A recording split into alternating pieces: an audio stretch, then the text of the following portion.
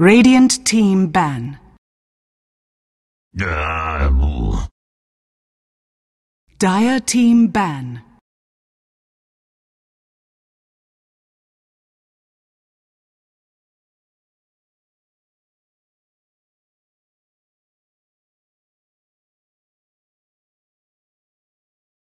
Ten seconds remaining. 5 seconds remaining. Radiant team ban.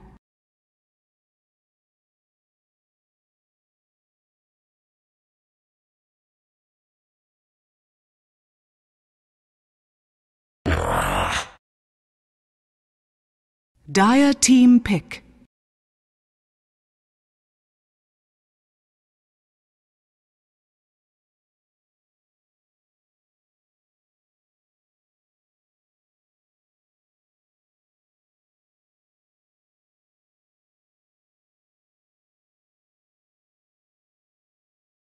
Earth Shaker. Radiant team pick.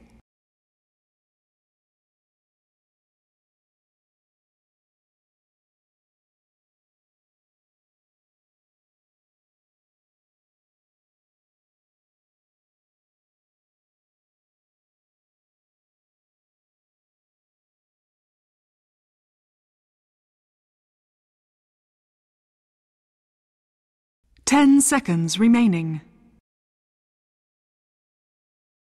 5 seconds remaining.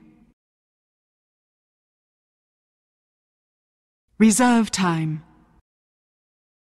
Disruptor. Radiant team pick.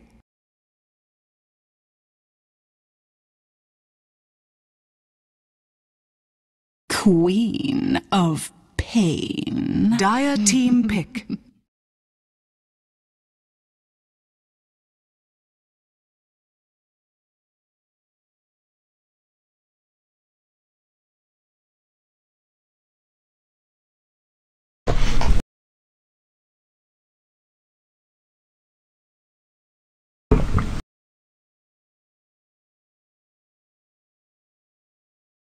Ten seconds remaining. 5 seconds remaining. Reserve time.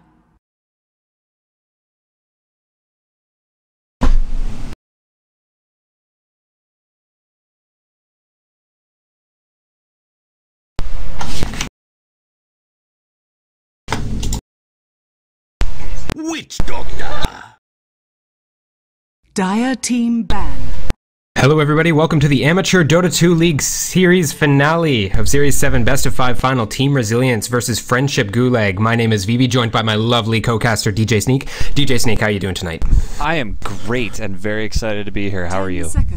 I'm good. I'm a little bit winded from running back here, but this should be a very, very interesting series. We have two teams very strong coming into this finals. Friendship Gulag, of course, one that we've been following ourselves in the previous series. Very strong team fight, very coordinated, and very good with their rotations. Team Resilience, haven't been following them as much, but very interested to see what they can pull out.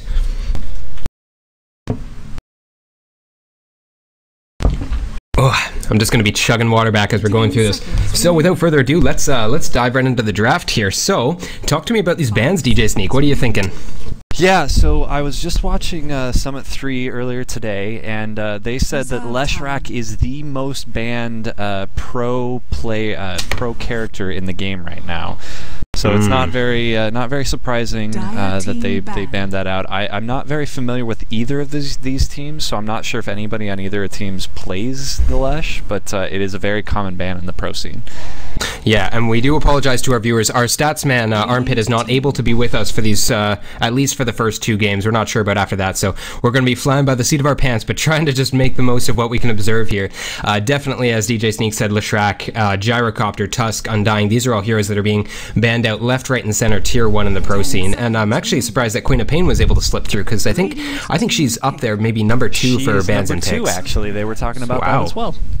Fantastic. Well, obviously a very strong mid. You know, any team that's able to pick up the Queen of Pain is able to come out strong in the early and mid game, you know, secure some space for their farmer, which in this case may indeed be the Phantom Lancer. And I'm not sure. Just looking over at Team Resilience picks, it looks like they've been picking off their supports first. What do you make of this? And not really revealing much of their strategy. Yeah, it's good. The Earthshaker and the Witch Doctor both have, well, the Earthshaker has a very reliable stun, and the Witch Doctor has a, you know, semi-reliable stun. And the ult, man, it does work. I played a game earlier today and just got wrecked by a Witch Doctor that got out of control. Oh, by far. I think he should win an award for probably the most fun support hero to play, because no matter what, even if you get a little bit behind, your ult can just come out and do so much work in team fights if you have good positioning. Bloodseeker also being picked up for Resilience, and this is a hero that's really burst into the meta lately. I guess it goes to prove that if it gets played once by a pro player in a very good fashion, he can totally become popular. Exactly, and I was just looking at the Team Resilience Tier 2 bans, and the clockwork is clearly to try and prevent the clock from stopping lots of really big ults. We've got the Earthshaker Echo Slam, we've got the Witch Doctor ult, we've got the what is this? The Bloodright from the Bloodseeker. Just lots of trying to prevent them from doing anything really major. Yeah, and it also could indicate that for a carry, they're picking something that likes to sit back, you know, a drow, a sniper, something like that that's vulnerable to having a tanky offlaner jump on them and lock them down. My favorite, personally, being the battery assault preventing Earthshaker from ever casting a spell. Yeah, and so, I mean, we haven't talked a whole lot about the draft that Gulag picked up, Friendship Gulag picked up. The Phantom Lancer, the Silencer is clearly kind of a counterpick to the Witch Doctor and possibly the Earthshaker. Also a really strong hero to have in general, like lots of team fight, and they kind of have a really heavy team fight depending on how the Phantom Lancer builds. They've got a heavy team fight team. I definitely agree. And now, with Queen of Pain being such a flexible laner, you can put her safe mid or off lane. Do you think this might be a core silencer, or are we just going to be seeing the good old, you know, harassing support silencer? It looks like it's going to be a support silencer. Yeah, it might be a 7x7 hero. But definitely, I've always been a fan of the core silencer. I know it's fallen out of favor recently, but can just take off so well, especially against low intelligence heroes. 5 seconds remaining. And Broodmother, wow, there's something you don't see every day. This could be a danger pick from Team Resilience, especially. Yeah, I was gonna say, especially picking it fourth, you know, with giving Gulag room to counterpick it, which we might see here. Yeah, and the axe gets picked up, which is clearly the abusing that Broodmother. He's gonna eat, if the Brood allows him to, he'll eat all of the spiderlings. Oh wow. There's Zeus coming out, so this is going to be a position 1 Bloodseeker, possibly safe lane. Now, just talking about laning really quick before we jump into the game, as Gulag, do you run an aggressive tri-lane here? I feel like if you had just the solo safe lane axe to go up against the Broodmother, that would turn out very favorable for you, but I don't know how strong of an aggro tri-lane Disruptor, Phantom Lancer, Silencer is. Right, and they don't have any reliable stun. They have no reliable stun, actually. I mean, aside from the axe's call. Prepare for battle. All right, and so begins the best of 5 finals. Ladies and gents, if you like what you see here, feel free to follow us at twitch.tv/newmetamedia or hit us up on Twitter at NMMDota. We would love to hear from you. And without further ado, I guess I'll start by introducing the Radiant team. We have 7x7 on the support Disruptor. We have Milkagard on the support Silencer, Dr. Chinchilla, the carry on that Phantom Lancer. We have Rallycat, their signature mid, a very big playmaker on this team, someone to look out for on the Queen of Pain, and of course, looks like the solo safe lane, Mufasa, as we were predicting. And for Team Resilience, we have... let's see, King MC on the Bloodseeker. He'll probably be their heavy carry in the safe lane. We've got Shiro on the Earthshaker supporting the Bloodseeker. Dodge is going into the, well, maybe going into the offlane. Yes, going into the offlane is the Broodmother. We've got Amalayer on the Witch Doctor and Brave on the Zeus going mid. Who made it very clear that he wants to be called Brave, not Baka. Did you say Baka? Is it Baka means cow? I'm supposed to move after every Baka. Baka. Okay, we got. Oh, it looks like we might have a little bit of a skirmish here around top rune. Oh, I think it's going to go the way of the Zeus, and they're not going to be able to contest this very much. Oh, Very nice dodge by the Phantom Lancer. Go ahead, my friend. You do it. You got it. All right. Wow, Rallycat dropping quickly. That's not something you see every day. You know, in all the games that I've seen Friendship Gulag play, Rallycat has never been the one to give up first blood. Usually very careful, but choosing to be a little bit more risky, going for the Shadow Strike level 1. I didn't see who picked up the rune there. That was Zeus. Yeah, so it's going to be a very quick bottle coming up for him. Although he did spend a lot of his... Oh, actually, you know what?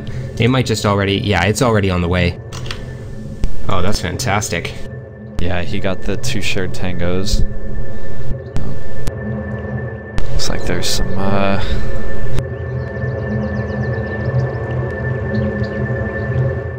little bit of a pause coming out here. A little strat pause. A little Alabama connection happening here. And, yeah, so this top lane, what are we thinking here? I mean, Earthshaker not classically a support you see in an aggro tri-lane, neither Witch Doctor, or sorry, a tri-lane versus tri-lane. How do you think this matchup's gonna go? It'll be really interesting. I'm very surprised that that FG has gone with the aggro tri-lane, if that's actually what's gonna happen here. Yeah. Definitely. I think that they have the weaker tri-lane, and I think that Resilience really has the advantage here. Yeah, I would tend to agree with you there. I think the only reason they're doing it is just because they want the Axe to face up solo against that Broodmother, you know, stop him from getting easy pickoffs on the Silencer. Oh, jeez. And we have another... Yeah, look. Yeah, go ahead. Yeah, Silencer's going to get caught out here. The Earthshaker pulling off a great fissure there, so very good work from Shiro, and we're going to have another strat pause. Looks like we're going to have to remake this. Oh, no. Oof, I don't know what the rules are about this. Neither do I. Yeah, once first blood has been spilled, hey, is it just... It can't be a forfeit. I don't think they want to forfeit it, but... Oh, alright, Brave called it.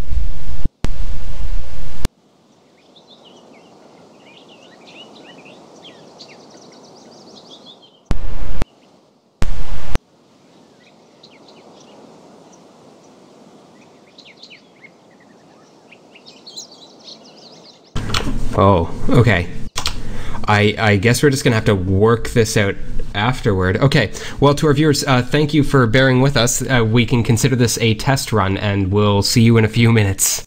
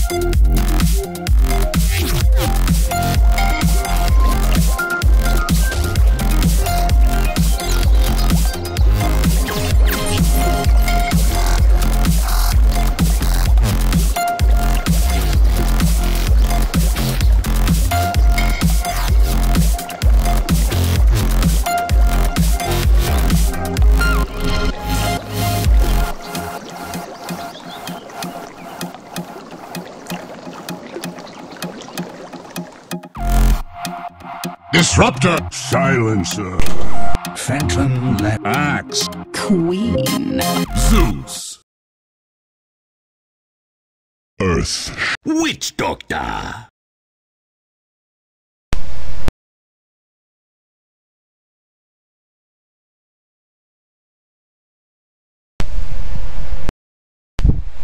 Bloodseeker.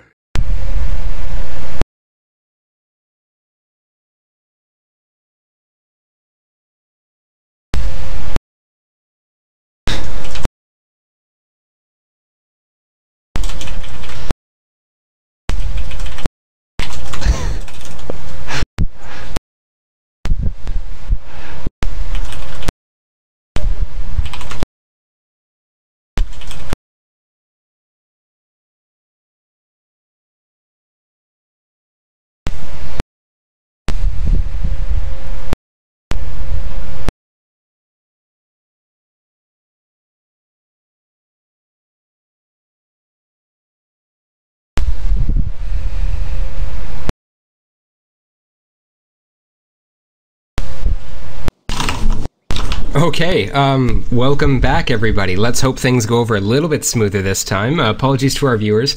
And everyone is... Yeah, everyone's on the same team. Okay, good. Good. What do you think of all this, DJ Sneak? Is this flirting with the edge of the rules? It's exciting. Yeah, I mean, since this is the finals, I'm sure there will be some... well, I don't know. I mean, Resilience didn't seem bothered by it. So, I don't know. I mean, I think FG could come out on top in this thing, because not as many of their heroes will get gold, right? Because there's a little bit of assist gold that goes on there. Yeah, exactly. And the other thing is that now everyone knows where everyone else is laning. It's very on the fringe of acceptable, in my opinion. Yeah, the rune. Oh, okay, so they're just going to feed it. Yep, 4 heroes on Quap. That's correct. Don't poison me. We're friends. Oh man, this is gonna be a very interesting game for sure. Just toying with him. Mine by right. Oh no. As well as by might. Poor Quap. And so it begins again. So what's interesting about this is that the Earthshaker, I assume, will not spend one of his clarities, which he was kind of consuming when the first blood happened. Yeah, absolutely. That just it goes to show how deeply complex this game is. You can't even remake the first couple kills because there's so many things that happen. My edge. There, maybe that'll motivate him. And dead. There. Oh, but see, he got creep damage. So yeah. So many things. I'm just kidding. I'm not gonna be an asshole.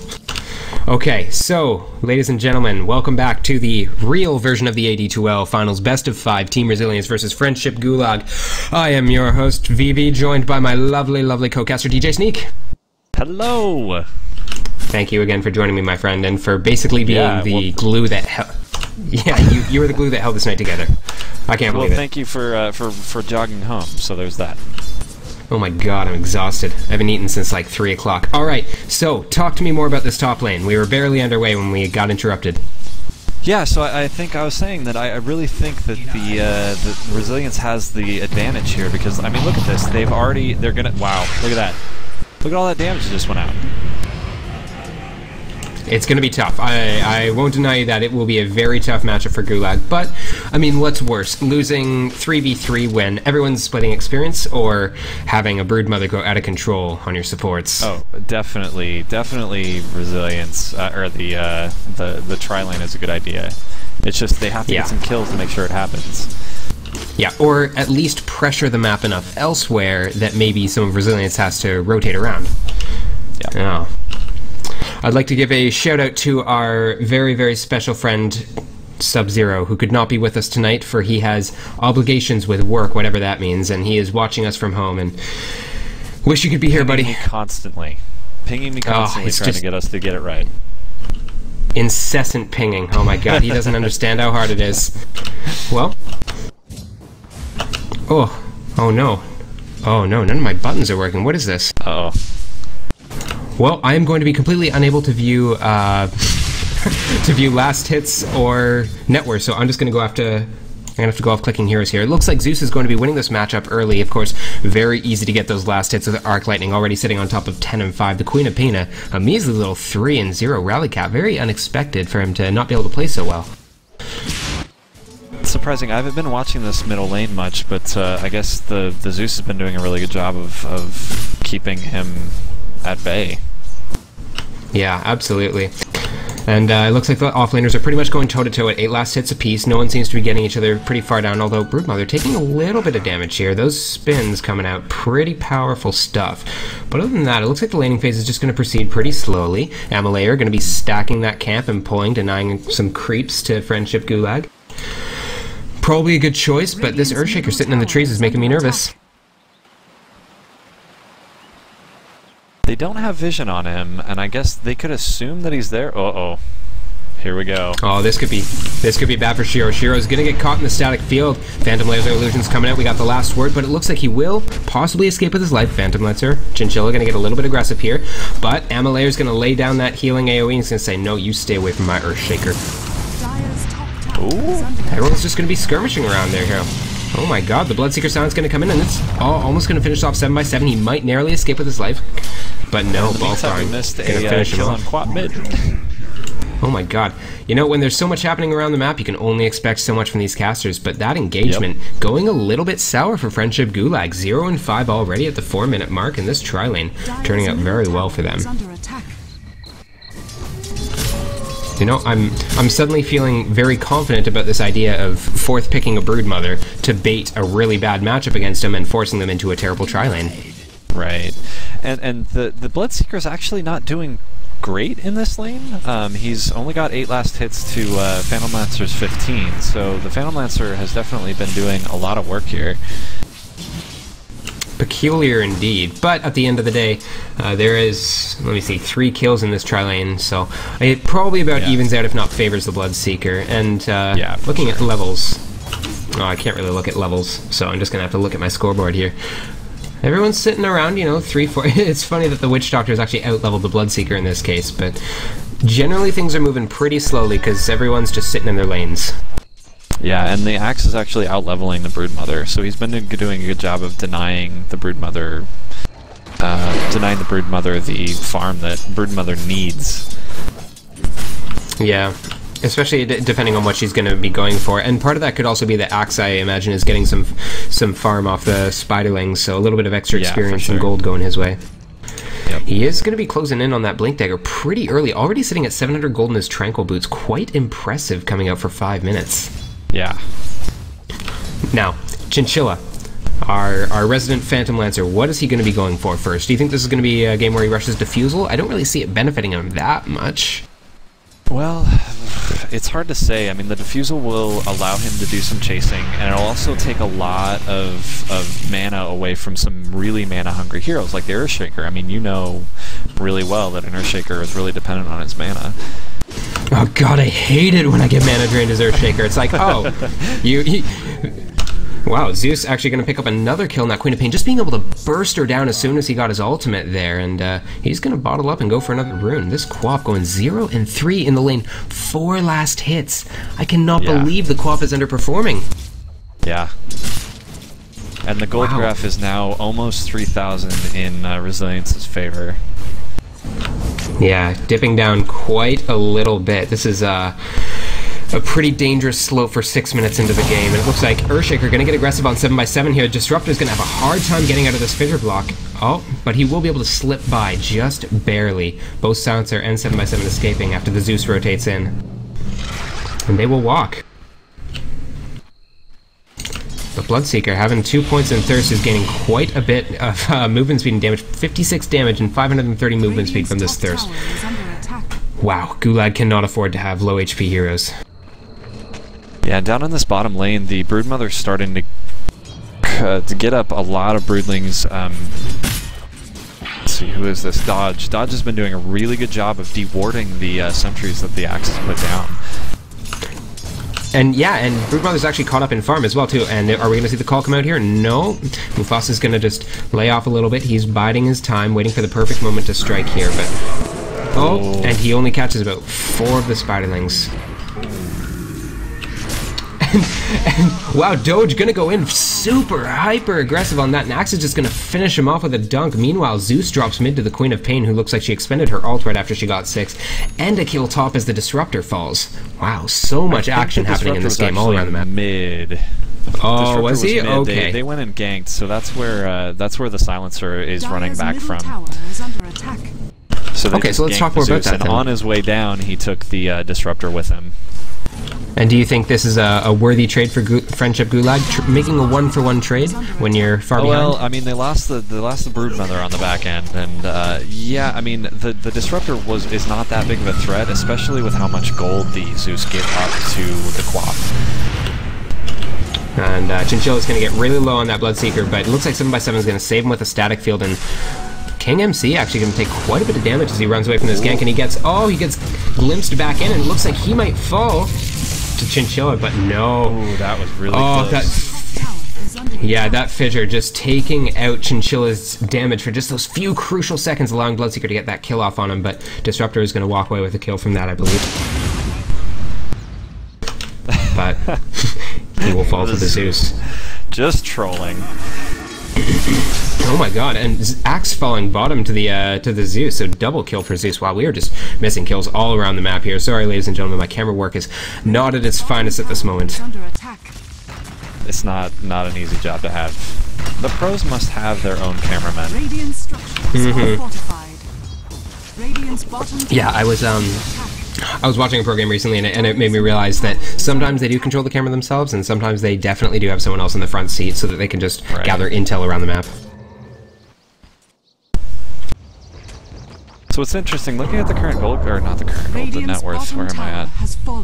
Net worth graph, the Axe is actually on top of his whole team by nearly 1,000. So he's, and we've got pretty heavy to the Dire right now with the Zeus on top. Oh wow, that's intense. Okay, now I am still having trouble. I can't seem to pull up any of the charts. I can pull up the graphs, but not the charts. It looks like Mufasa's going to drop bottom to the Zeus. A nice rotation by him and Amalayer, and they are going to make some space for that Broodmother. But before the action gets any more intense, I'm actually going to disconnect for a quick second and see if it fixes my ability to see these things. It's all on you, DJ Sneak. All right. So interesting item, the Zeus actually picked up a Midas. I'm not sure I've ever seen a Midas on a Zeus, but it looks like I missed a Disruptor kill up top. We got the Bloodseeker gets the last hit on it. There has been a ton of skirmishing in this game so far, and I guess with the 2 tri-lanes, it's not that unexpected. So the Broodmother does move into the jungle to start accelerating her farm. Dodge is doing a really great job of controlling this whole half of the map here. And I am back. Hey, sorry about that. It didn't seem to fix anything. I think you might be in charge of the camera now since I disconnected, so it may default to you. For our viewers out there, apologies if it goes a little bit wonky. Looks like we see Earthshaker smoked up mid. He's looking for a gank on this on Rallycat, and Amalayer is in behind too. He's also looking to go in. He's gonna get spotted out. Throws the waft. And the ult just barely misses. Oh, that poor Chaos Ward. Rallycat blinks out just in time. A very, very good Spidey sense is coming out from him. But they will get the tier 1 tower. Looking up top, we actually, as soon as all the supports rotated away, and it looks like Witch Doctor will pick up the Disruptor. 7x7 gonna fall to that, but Phantom Lancer seems to be dominating up top one-on-one versus this Bloodseeker, and this is not at all surprising, I don't think.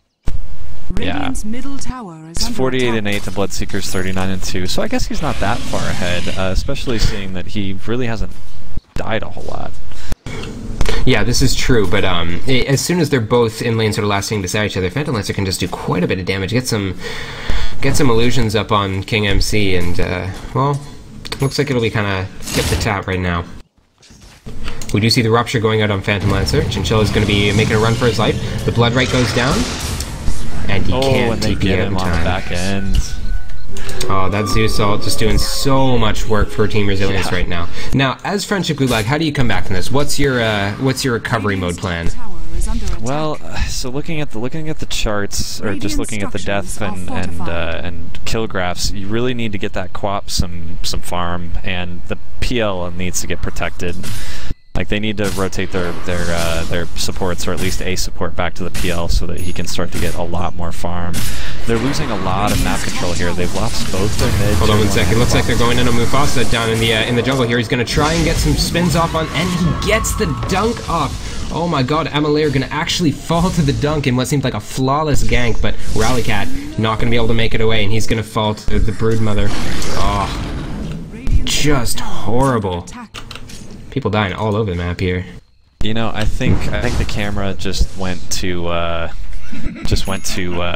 directed camera, because I'm looking at it on Twitch and it looks like it's directed now. Oh dear. That's well, right. A little bit of a train wreck of a first game. Sorry guys, but we will find our stride here. It's only a game 1, take 2 of a game 1 at that, and we'll try to fix everything before game 2 rolls around, which, I don't know, looks like it could be pretty soon, DJ Sneak. It's 13 minutes in, and we're looking at almost a 10k advantage here. Yeah, and Team Resilience clearly felt pretty confident in remaking this game, even if the graphs, even if the kills didn't go quite how they did in the original game. They are really dominating right now. I definitely favor their lineup. I think that picking up the Silencer is a little bit strange. It's not the best counter to the Witch Doctor. Right. There's a lot of better ways, like long distance disables. I mean, if they didn't get the Earthshaker first, they easily could have picked up a Sand King or something else, but it looks like Mufasa going a little bit deep into his own jungle here, and he's going to get rotated on by almost the entire team. Silencer is going to pop his ult, and Mufasa's going to get the call. 4 or 5 Spiderlings, but it's not going to be enough, and he will die to Doge. And the Earthshaker oddly spends his Echo Slam there, and I don't think he hit anything. Yeah, a little bit of a misplay coming out from Shiro, but 7x7, playing it a little bit dangerous. He's barely going to escape with his life, and I don't know if there's much that Friendship Gulag can do to come back from this. Resilience just showing a lot of dominance in this first game, taking over a lot of map control and getting the kills where they count. And they don't, and FG just doesn't have a lot of carry to come back from this. Absolutely not. I mean, Queen New Pain is a snowball hero, as you know. Like, what do you build as Queen of Pain here? When are those far behind? Like, the Orchid would be okay, because it would stop the Witch Doctor ult, it could stop the Earthshaker from controlling their whole team, because he's doing a lot of work controlling their team. Yeah, it could stop the Zeus, who, by the way, just picked up a Bloodstone, so he's going to be looking to have extended team fights where he's just pumping out spell after spell. You know, that he could benefit from an Orchid there, but Orchid is a pretty big build-up at this point. And right as you left, the Zeus had picked up, at some point, a Midas, and so he's just going to continue to accelerate on levels. Yeah, I'm just seeing that. That's it's actually an underrated pickup for Zeus. You know, getting that quick level 16 can make the difference in a successful versus an unsuccessful gank. You know, even Witch Doctor is looking pretty rich here. Yes, picking up. He's getting close to that Glimmer Cape. He's already got the cloak picked up, and just one more ingredient. And both supports have mana boots, which is making a big difference for this mana-hungry team. Yes, very much so, especially the Earthshaker and the Zeus, just, you know, really needing that extra little bit of sustain to keep them in the game, keep that map control up. Now, the other thing that interested me here, what do you think of this Chinchilla picking up Morbid Mask on the Phantom Lancer first? Oh, I did not even see it come out. Maybe he's concerned that he can't get away and he needs the extra move speed? I don't know. He's trying to get more lifesteal? Yeah, I'm not too sure. Like, going for the early Vlads, it can be good for your illusions, I can understand that, but apart from that, I'm not too sure. Looks like we're going to have a little bit of a skirmish mid. We're going to see the Rupture coming out on 7x7. He does try to TP, but gets hit by the Witch Doctor cast, and the Death Ward's coming out. It's going to do a little bit of damage on Mufasa, who's going to try and escape, but the Zeus ult just bringing it down. Oh my god. King's just walking all over this team. Yep. And he did try. He thought he might be able to get the QoP on the back end and regen some of that health that he was taking. Like, he took a lot of damage from their towers. He was kind of doing Ring Around the Rosie with the axe, and then went after the Silencer and started taking a lot of damage from the tier 3. Now, are you ready? Are you ready for a little bit of a mindfuck here? Yeah. How did Phantom Lancer die? I don't know. I saw him teleport. He teleported in right here. And I assume that he just teleported into a really bad situation because his whole team was spread out at that point. He got pretty much insta-gipped by the Zeus. It was pretty brutal. You know, having that level 2 ult this early. Yeah, I'm surprised that he went into that engagement because his team, you know, like the Axe was down here, Quap and Silencer were both going back to tier 3s.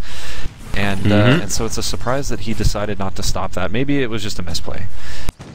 You know, it's. I'm surprised he didn't just try and take the top tier 1. They were going to lose that fight either way. He may as well try to exchange it for a tower, a little bit of map control, but not going to happen. And Friendship Gulag really on the back foot here, and Resilience. Well, it's their game to win right now. Chinchilla going to get a little bit aggressive on the Zeus. Oh, and the Disruptor Static Storm comes down, and this might be a dead little Zeus and a lot. Oh. The Bloodstone Suicide, the X Factor. The X Factor they forgot to consider. Frustrating things to do. Like they were like, oh man, we're totally gonna get this kill. We've got this. It's gonna be a ton of gold, and then he kills himself. The worst. Yeah, and like add on top of that the fact that Bloodstone is usually picked up on snowballing heroes like Zeus or Storm, so they're usually worth quite a bit of gold. So you're really looking forward to that. They just didn't have quite enough lockdown to finish him off before he used it. It was well played by the Zeus. Very well played, but it's on a 5-minute cooldown here, so we'll see if they can get a really nice kill on him. He's 12 and 2. That's a lot of gold to pick up. By Brave Bakamu. Yes, brave indeed. A very brave little Zeus. We see Doge taking over the Radiant jungle now, and there's almost no ability for them to farm. This Phantom Lancer is walking into a dangerous situation. Yeah, it looks like Doge is starting to look at this mid lane, getting that tier 2. He's got a lot of spiderlings built up. Oh no! Bad engagement, bad touch, Chinchilla, bad touch. He will fall to the Doge, who's actually going for an Orchid to just really secure the kills on that PL. And the Quap can't blink away, can't get away from me. And the Zeus was clearly an excellent pickup against the PL. Like he's eating through those illusions, which is usually PL's, you know, the most annoying part of PL is that he comes out, he brings a ton of illusions, and you can't ever figure out which one it is, or if you do, it's really hard to catch him. Radiant's middle tower has fallen. Yeah, it's definitely a very good pickup and a good way of dealing with it. Resilience, like, just in hindsight, looking like they counterpicked every single one of Gulag's roads to victory. Yeah. And things looking pretty grim for Gulag as we enter the 20-minute mark here, and almost not a tower to their name as Resilience is really bringing the hurt. So I saw the Roche go down, and apparently the 3 mid just nearly wiped the whole team because Broodmother wasn't there alone. There had to be somebody else there, right? Or could she have done Roche by herself? Oh, Brood can absolutely do Roche by herself. She picked up the Vlads pretty early, so that allows her Spiderlings to have lifesteal. But we're going to see a little bit of a skirmish here along bottom, but I don't think that Gulag can contest this. Axe jumps in, gets the call on 3. He gets the dunk on the Broodmother, but the Aegis is going to come out. King just jumping in there, gets caught in the static field, trying to get a couple kills off, but the Glimmer Cape from Amalair, and he gets the ult off. Bloodright coming out, and they're just going to clean up Friendship Gulag. A tragic ending for Gulag. They're going to go down 3-1, and that is... The Axe call, blink call, was excellent, and they had a glimpse on the Broodmother that came back, and it looked like they were going to be able to really take that fight, but they just couldn't follow it out. No, and I think really it was a good choice to have the Aegis on the Broodmother, because she is just bait for the Axe to jump in, and that's exactly what they anticipated. And they're just so... Gulag is so far behind at this point that I'm not sure that there's... Without a real serious throw, there's just no way that they're going to be able to come back. No, it looks like we're going to see a very quick game 1 coming out here, and yeah, tier 3 falls. They're working on the racks. This is a sad, sad situation.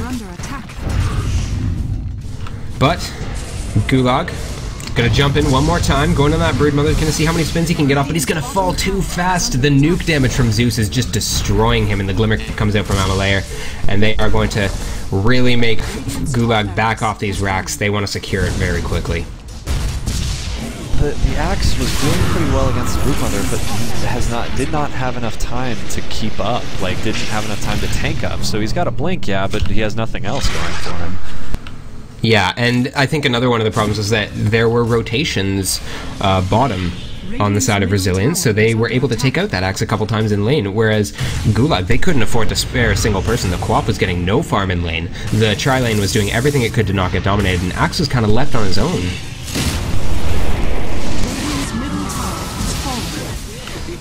Oh, but we do see Rallycat picking up the mega kill streak off of Doge, but Amalayer going to take out Milkagard with that Chaos Ward. Blink call on 2 from Mufasa, but again, the Zeus just doing so There's much nothing to back it up. Yeah. Yeah, no, there's no follow-up damage. If Rallycat had been there with his ultimate, I think it actually would have been something, but it's the fact that, you know, Axe benefits from getting lots of people, hitting him physically, gets off those spins, but the Zeus burst damage is just a little bit too much for him. I mean, Axe, he doesn't have anything but a cloak.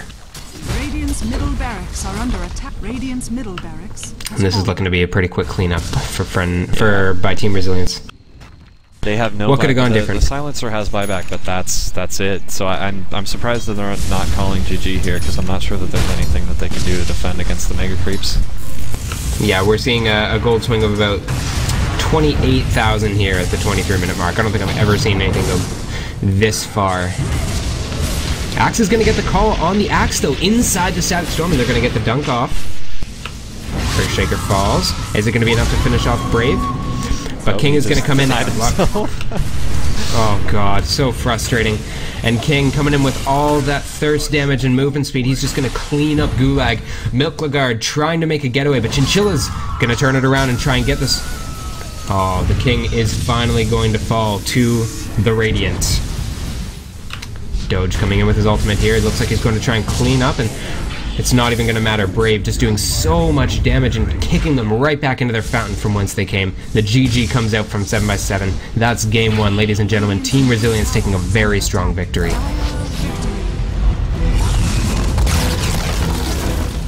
Oh my god. That early game felt okay, but the aggro tri-lane just didn't work. It didn't do anything. The best they could do is not die, and that's not enough for the PL. I agree. I feel like it was a really good thought to put the Axe against the Broodmother in lane, had they maybe a better support than a Silencer in the aggro tri-lane, or maybe a carry more suited to it like a Sven. But the way they had drafted it would have been better to just maybe put the tri-lane against the Broodmother and hope for the best. Yeah. Well, thank you to all our viewers for putting up with that very rocky first 10 minutes there. All the pauses and the remake and all that. But if you like what you see, feel free to follow us on twitch.tv/newmetamedia or on Twitter at NMMDota. And we'll see you all for Game 2 in just a few minutes. Thanks, guys.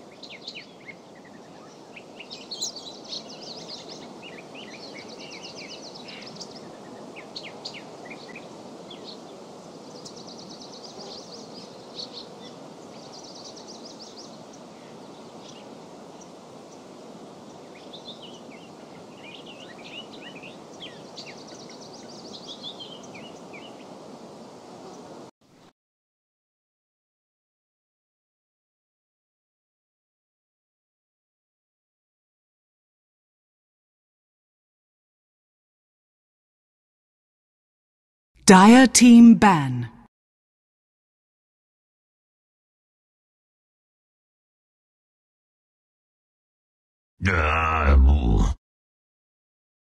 Radiant team ban.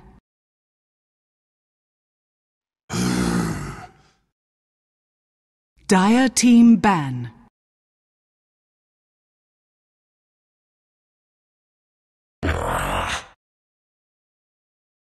Radiant team ban.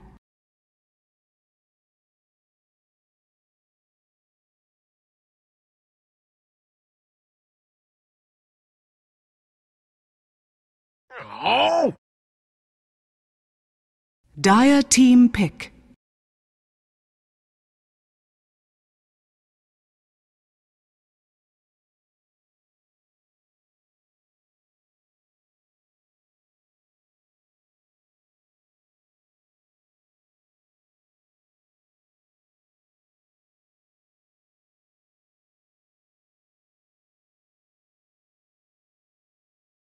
10 seconds remaining. 5 seconds remaining. Reserve time.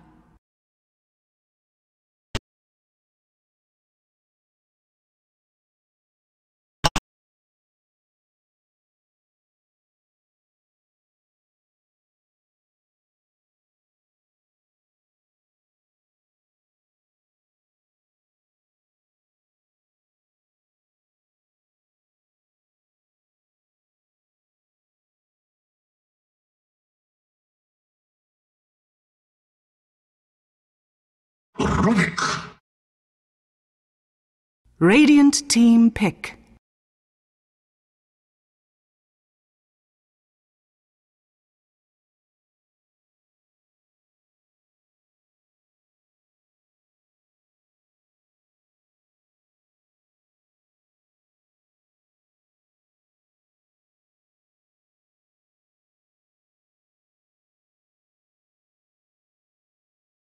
Ten seconds remaining. Treant Protector. Radiant team pick.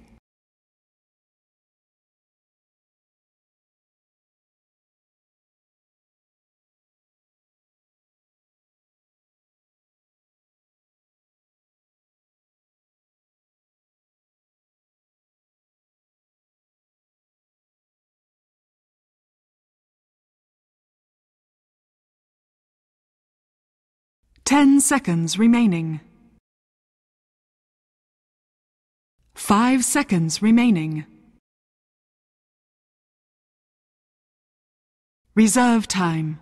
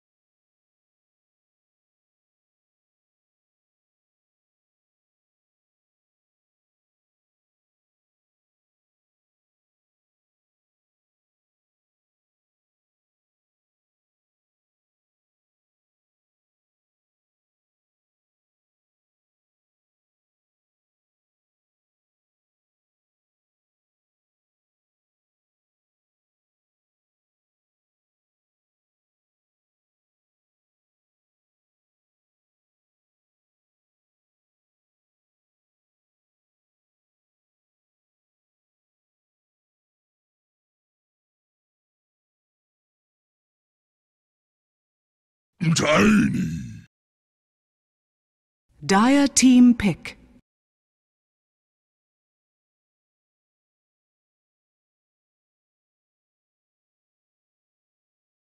Behold the horn of Magnus.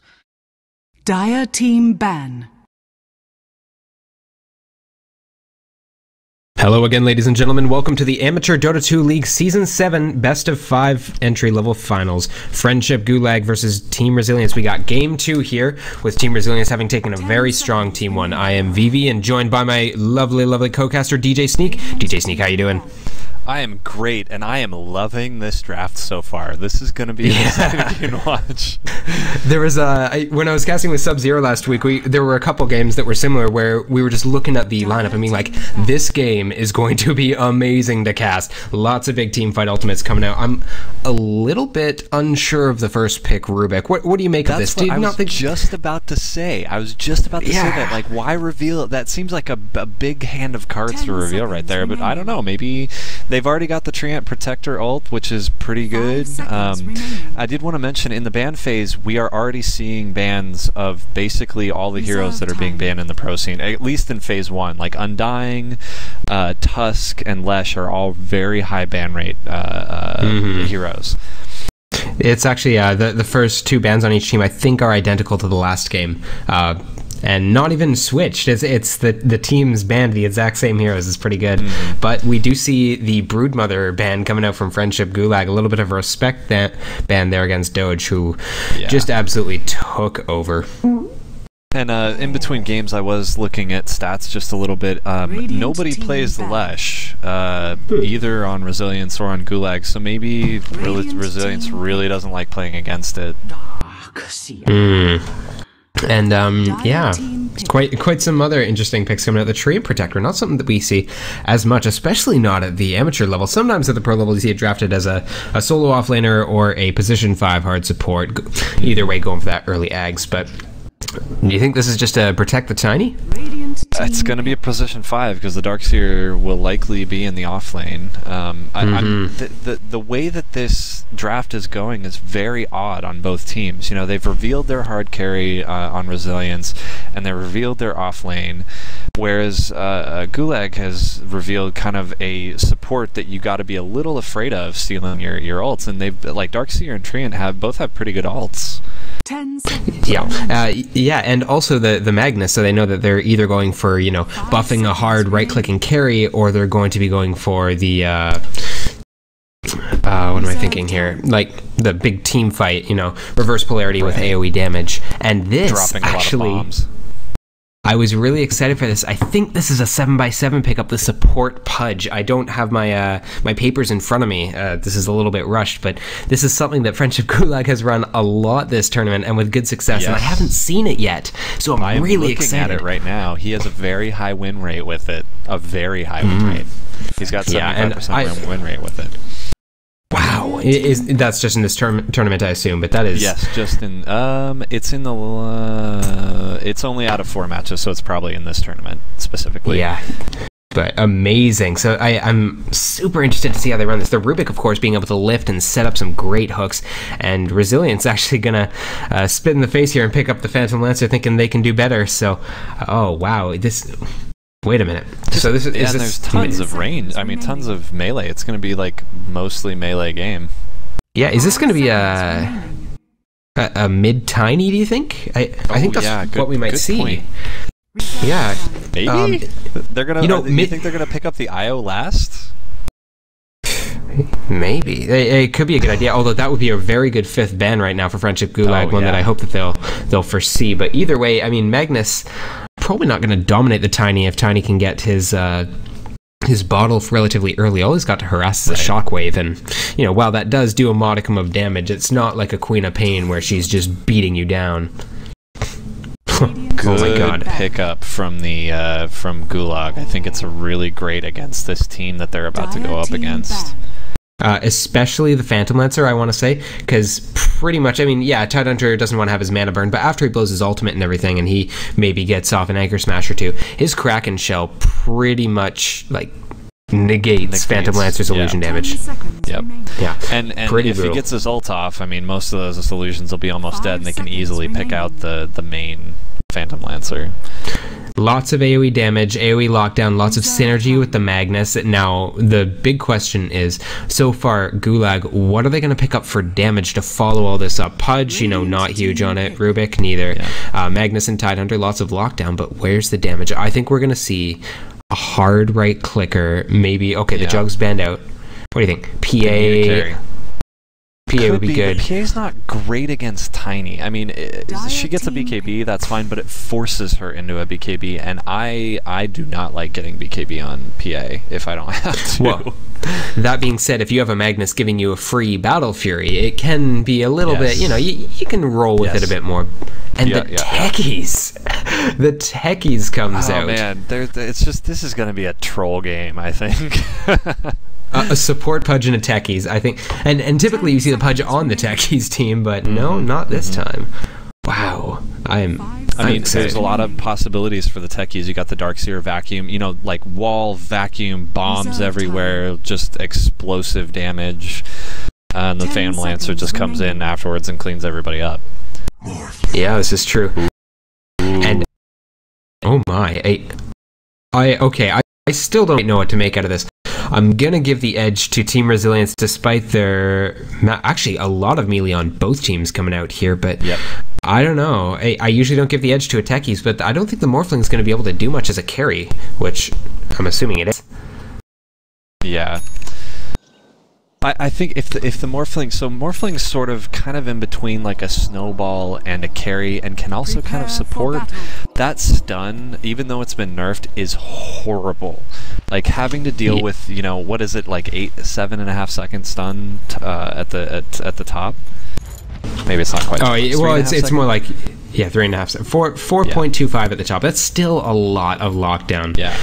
Well, where it's definitely going to be very interesting, and before things get heavy, which I assume they're going to fast, I'm going to just jump right in here. We got Dr. Chinchilla on that carry Morphling, the Mufasa on his Tidehunter offlane, Rally Cat mid on his signature Magnus, which I've seen him play Magnus before, and he gets awesome good RPs. Watch out for that. Miklegard on that position 5 Rubik, and we got 7x7 on his Pudge, which I just couldn't be more excited for. So we've got King MC on the Phantom Lancer. Looks like and it looks like he's gonna get caught out right here. Gets lifted up by the Rubik after the hook, but he might be able to. No, he's not gonna make it away. Tidehunter singles out which one it is. Morphling's gonna be able to finish him off. Nope, Magnus with the right clicks. An easy first blood. Okay, sorry. Continue, DJ Sneak. Well, they did commit a lot to that fight. So let's see, going back, where was I? So we've got Amalair on the Tiny. It looks like he is going to go mid. We've got Shiro on the Treant doing support in the safe lane. Dodge is on there. Doge is on the Darkseer in the off lane. Not very unexpected. And we've got Brave Bakamu on the techies.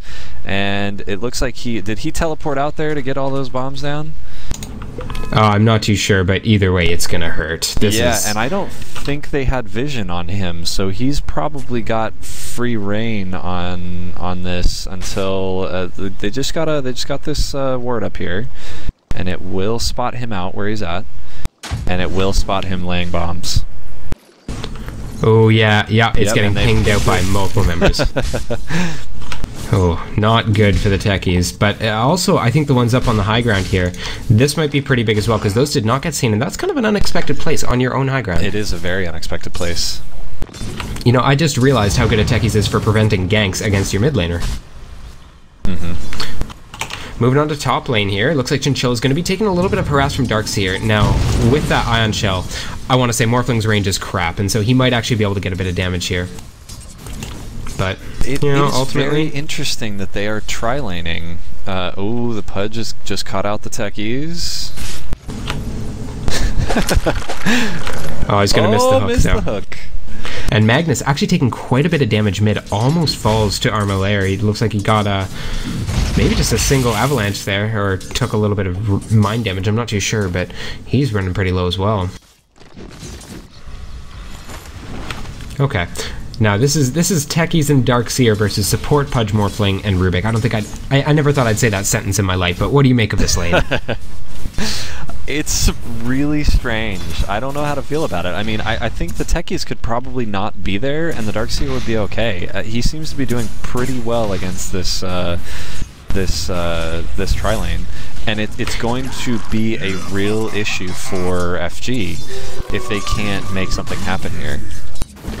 Absolutely. And I do want to say, though, the Techies is probably just sapping up a little bit of experience and gold to get that soul ring.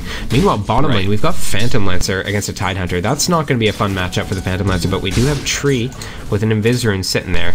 But all he's got is Nature's Guise. He doesn't have that early point in Living Armor or Leech Seed. He's not going to be able to help much.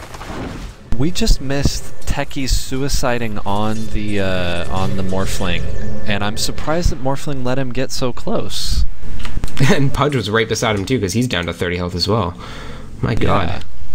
Yeah. Hard to catch all the action that's happening around the map with both these teams. Very, very active, both of them. They do not sit around and farm. They like action. Yeah, and the Morphling's taking a lot of right-click damage from a Techies, which is another sentence that you never hear. No, yeah, absolutely. I wouldn't think so.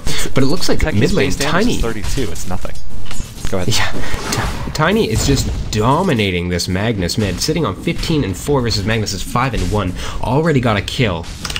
I don't know. This is I didn't think it would actually go this well for him. I thought they might cut even. Did we miss the kill? Oh no. Okay. Treant gonna give a little bit of living armor to Phantom Lancer, who is admittedly not having the greatest time against Mufasa here. Mufasa sitting actually. Oh no. No, Mufasa's sitting below him on last hits, but definitely able to hold his own. We are seeing the Techies run in, trying to get the last hit on Milklagard, but he is going to escape with just a little bit of health. And, oh my god, Dr. Chinchilla getting a little bit too aggressive on Doge. Yeah. Yeah, he might pay for this here, but no. It's canceled salve, but he will. It's a canceled. Yeah, he walks away with his life. These two heroes are. You never see Pudge below 50% health unless he's dead. Yeah, pretty much. I mean, he's an all or nothing hero. Either he catches you and he kills you, or you catch him. I don't think I've ever seen a Techies played so aggressively. Yep, and you know what? Maybe that's just what they have to be doing right now, because if they prevent the farm on Chinchilla, then Gulag has 0 damage in team fights. Tiny picked up a haste, and he's going to be rotating top. We're going to see what comes of this. He's got his clarity popped. Brave, sitting in the sidelines. Doge, ready to, I guess, surge himself. A little bit of flavor dialogue there from their heroes. 7x7 might get caught out. Oh no, but he's going for Chinchilla.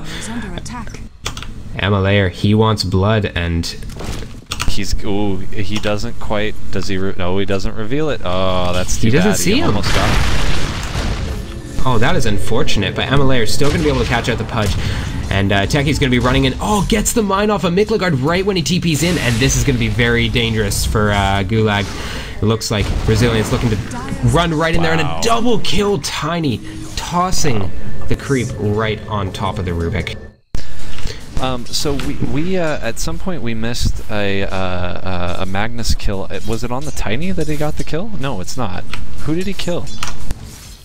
I'm not too sure. It looks like, yeah, Tiny hasn't died yet, so must have been one of the supports, maybe the Treant? PL? Nope. He must have rotated down and killed the PL? We must have missed that too. Yeah, it must have been. But it looks like PL and Treant are going to go in on this Mufasa here, but you know, just no damage coming out. There's no Leech Seed on the Treant, and I don't really agree with this as a build. You don't need that early point in Nature's Guise. You need the slow from Leech Seed. Nature's Guise is the, yeah, this is the invis. The invisibility. I think he was looking to get a little bit of intel, you know, just sort of scout out Gulag, any rotations that they might be throwing in, but I don't know. They could have got a kill from the Tidehunter already. Oh, and the Magnus gets a regen rune in his bottle. That's huge. Yeah, he's going to be able to get a lot of harass off on this Tiny, who is actually, you know, they're close to even now, 23-20 on mid. It's the PL is pretty much taking over the game in terms of CS, with Morphling falling quite far behind.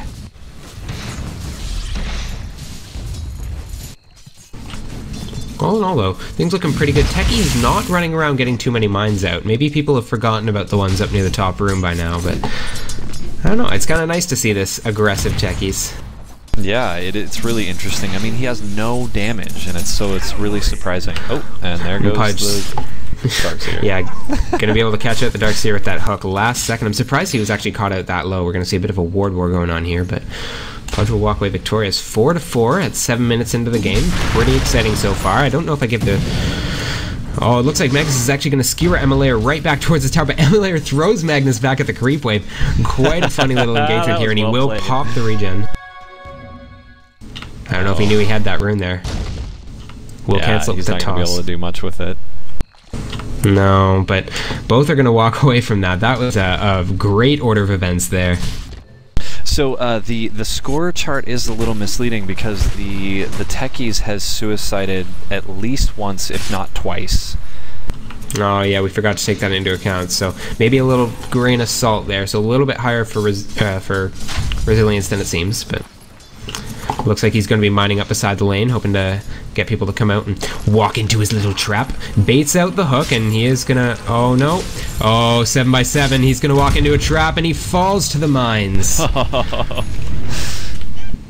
is just my favorite. Playing against Techies. I hate it, but at the same time, I love it. And oh my god. Wow. Techies. Yeah, that's... All right. That's something you don't see every day. The surge combo with with the suicide. That's probably indeed. how he got that Pudge and Morphling earlier. He got surged and just ran up and blew himself up. You know, I think that's a little pocket strat we're gonna have to keep in mind for the future. Having a team on our person that does play techies a lot. Other than that, not a ton happening around the map. PL still taking over with farm, sitting at 41 last hits at 8.5 minutes. I think he's going to be able to take off pretty quickly. Also opting for the mask of the Morbid Mask first, but probably a good idea if you're this far ahead. Something that's a little surprising about this mid lane is that the Magnus is even though it looks like the Tiny is dominating, the Magnus is doing a pretty good job of keeping up. I mean, he's only down about 400 golden farm from the Tiny, which is a lot this early in the game, but it's surprising that he's been able to keep up. Yeah. Oh, I remember who Magnus got the kill on. He got the kill on PL at the first blood. I just remember that. But being on top lane, right, yes, it looks like that's right. Rubik's going to die to the Ion Shells. And Tiny's going to move in on 7x7. They're not going to be able to...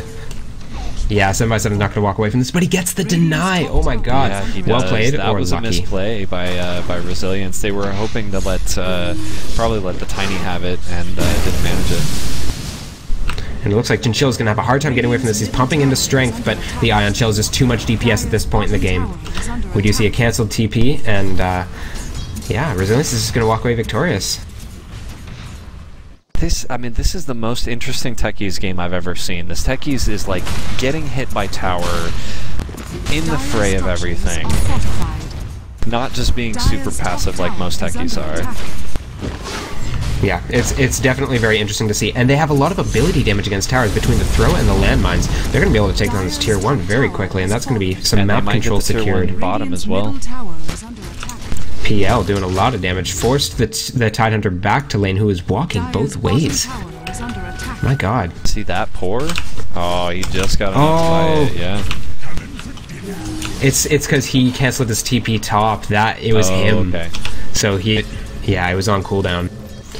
And meanwhile, Resilience getting very aggressive top lane. Oh, gives the invisibility to the techies with the Ion Shell. He's just going to walk around, and this is going to be an easy kill on Milkagard. Or 7x7. Going to try and get the deny off, but no, he's going to fall to the techies really quick. Sad day. Oh, and they did get it. Wow. Wow. Oh. So this the is Tidehunter disgusting. actually goes up top. This techies. Yeah. Tidehunter is going to abandon this tier 1 bottom and just let it fall, I guess. There's not much they can do.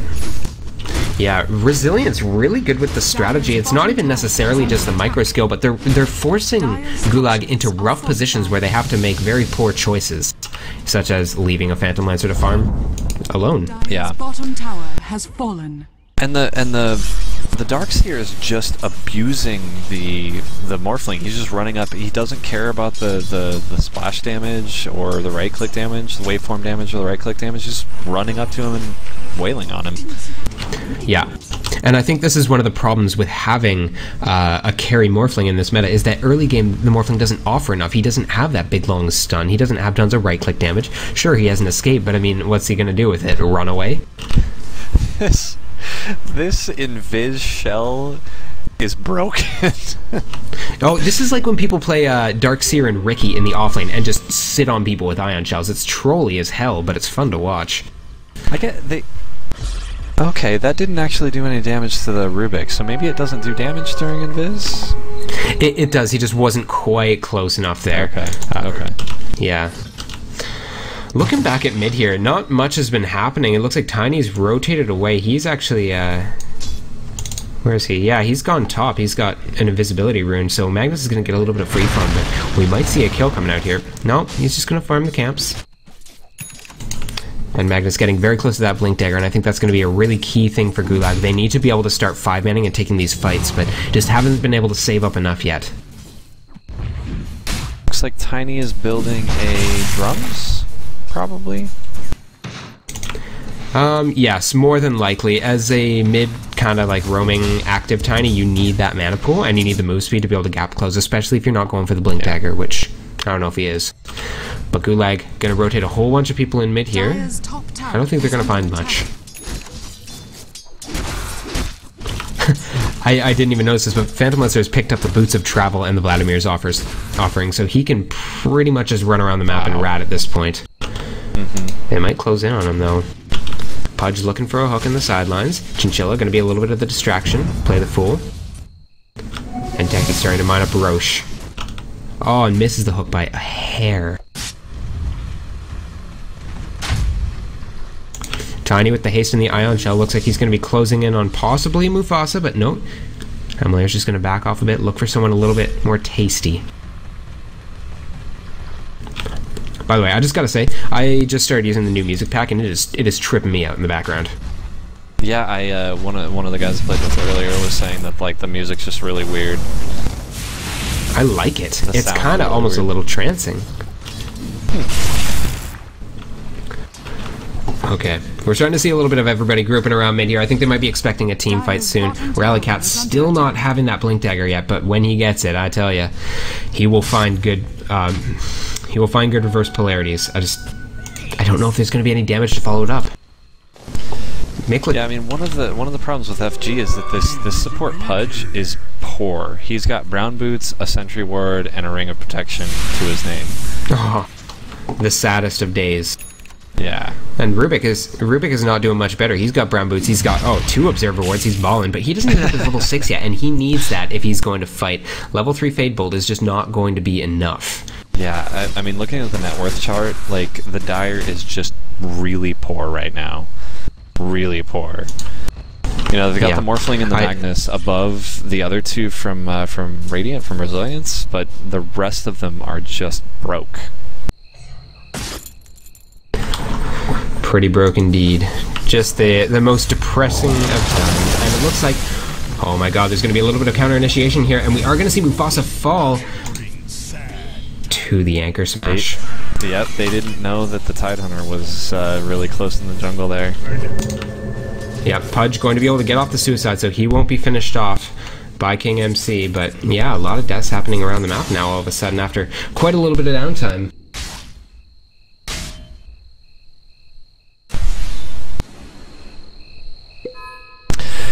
So we've got Chinchilla getting some free farm up in the top lane.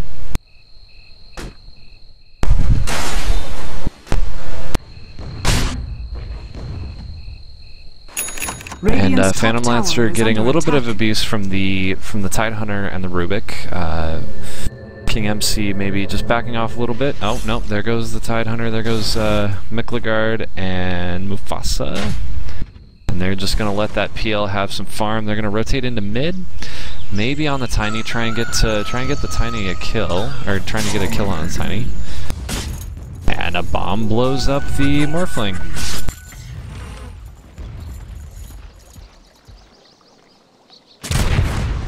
So we've got the Darkseer and the Treant just pushing up. Shiro and Doge pushing up on the tier 2. Maybe trying to get it since there's not a lot of response to be done. They're going to be pushing both tier 2s here at this point. With King MC doing quite a bit of right-click damage on the tier 2. Yeah, this is going to be quite the rat strat coming out a little bit. This PL just got a little bit too much, a little bit too early. He's finishing off that Yashi. He's got the boots of travel in. And look, they're going to close in on him, but I think he might be able to make a quick getaway. Or he might go YOLO and try and get the kill on the Rubik. And nope, he will pay for his sins. The Pudge ult's just going to absolutely lock him down, and he will fall to Mufasa's Anchor Smash. Very well done. But meanwhile, Doge getting a bit of damage on that top tier 2. He's going to have to run away to the TP responses, though. And Amalair is in mid, just destroying the tier 1. Look at how fast it's gone down. It was nearly full health. Yeah, now, he's doing a... He didn't toss onto it. Oh, there he goes. Yeah, I think he's trying to save his mana. Since he's more of an active Tiny, he needs to really make sure that he has it in case there's rotations. Yeah. So the Treant Protector went down, I guess, in top lane, since that's where Tidehunter's at. Oh, and Amalair had a haste rune. Oh, missed. But Rally Cat blows the RP. That's not something you see every day, and Tiny's just gonna walk away with a haste. He says, "See ya, folks. I'm out. Too fast for you, giant rock." His spidey senses got ticked up a little bit, and he popped that haste rune as soon as he saw all those teleports coming into mid tower and ran away. Yeah, it's very, very good to have that intuition, you know, when you don't see the enemies on the map and you realize you're running up high ground. Oh no, there could be something here, but next level bait it could be for sure. It looks like 7x7 gonna get a nice hook off on Doge. He's gonna pick up a double damage, but Amalair is gonna be able to finish off Roche just in time. Picks up the Aegis. Mufasa jumps in with a massive, massive Ravage, but it's not going to be quite enough. Oh my god, and that illusory wall. No, absolutely not. Illusory Wall just doing a ton of work, and Tidehunter's going to be able to blink away. He's got so little health. Milkguard looks like he would be the sacrificial lamb, but he actually is able to pick up the doppelganger and escape. My. Those Quite an doppelgangers engagement. look awesome. Did you see them? Yeah, I love it when Rubik picks up illusion-based spells. We're having a discussion the other day about whether or not when he uses the Phantom Lance, the Spirit Lance, if it creates an illusion of him or Phantom Lancer, and turns out it is Rubik. I didn't catch the fight recap there, did you? No, I wasn't able to. Probably came up on top, just because they got the Darkseer. But experience went the way of resilience due to the Roche kill. Oh. Yeah, but... Oh my goodness. Just everywhere. Apologize to our viewers for missing so many of these kills, but yeah, it looks like Mufasa's going to pick up the kill on Shiro, and that will be that a little bit. Yeah, that's the second time the 7x7 and Mufasa have closed in on Treant, and you see, look at all these sentry wards. Oh wait, that's an observer. No, but at the same time, observers. this is... No, that's a sentry. Yeah. Yeah, this is a lot of space created. Here. Yeah. Like, this is a lot of money that they're wasting on a position 5, very poor Treant, who's basically just a walking alt with living armor to throw around the map. Yeah. So, I guess it does act double for the techies' minds, though, so probably a good value.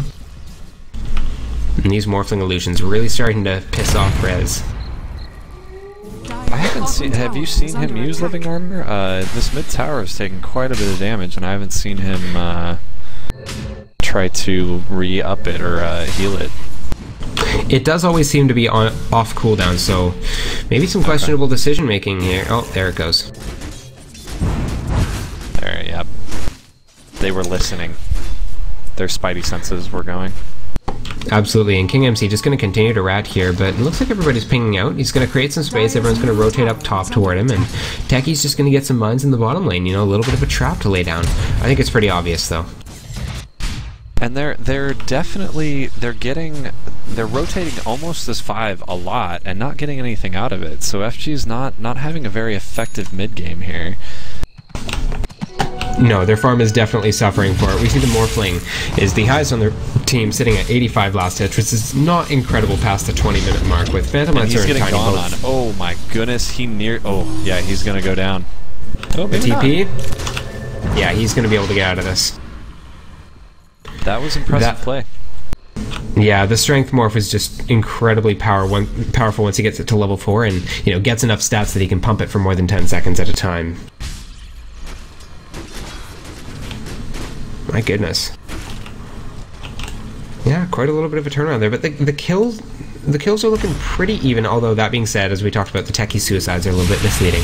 But we're seeing quite a jump in net worth and experience for Resilience. They're playing better, they're farming more, and I think they have the better late game. I mean, never discount Rallycat with reverse polarities, but the damage just isn't going to be there. Radiant's middle tower is under attack. And we haven't really seen the reverse polarity do much. He used it in the mid game pretty early, but the Tiny just tossed him back onto the creeps, and then he whiffed it with the Tidehunter right here.